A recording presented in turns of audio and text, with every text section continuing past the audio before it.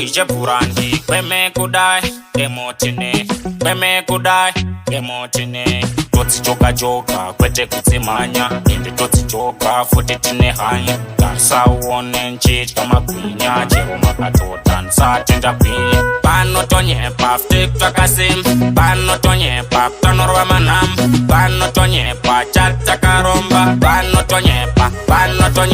panotonyepa futi twakasimba panotonyepa tanorwa manhamba panotonyepa chatakaromba panotonyepa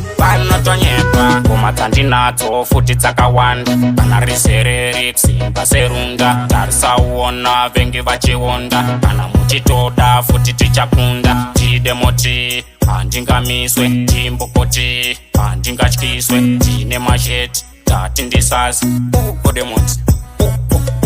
panotonyepa futi twakasimba panotonyepa tanorwa manhamba panotonyepa chatakaromba panotonyepa futi twakasimba panotonyepa tanorwa manhamba panotonyepa chatakaromba panotonyepa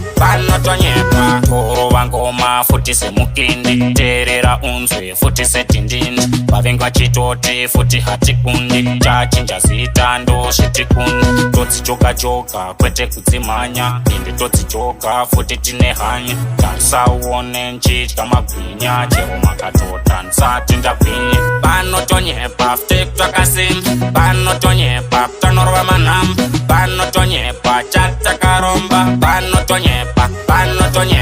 panotonyepa futi twakasimba panotonyepa tanorwa manhamba panotonyepa chatakaromba panotonyepa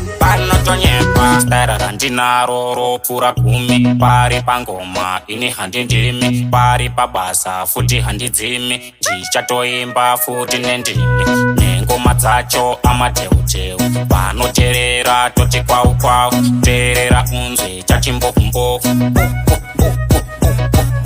panotonyepa futi twakasimba panotonyepa tanorwa manhamba panotonyepa chatakaromba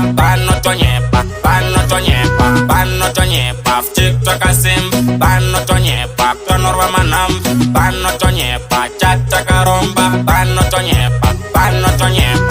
madiro acho andineta shona pari pangoma nchapisa neshona inisamukanya nchapisa neshona kana samacheso nchapisa neshona kana kwekumale nrikurira neshona potete aivore pisa neshona chero chamaika njarira neshona kana risezimbabwe futi chandiona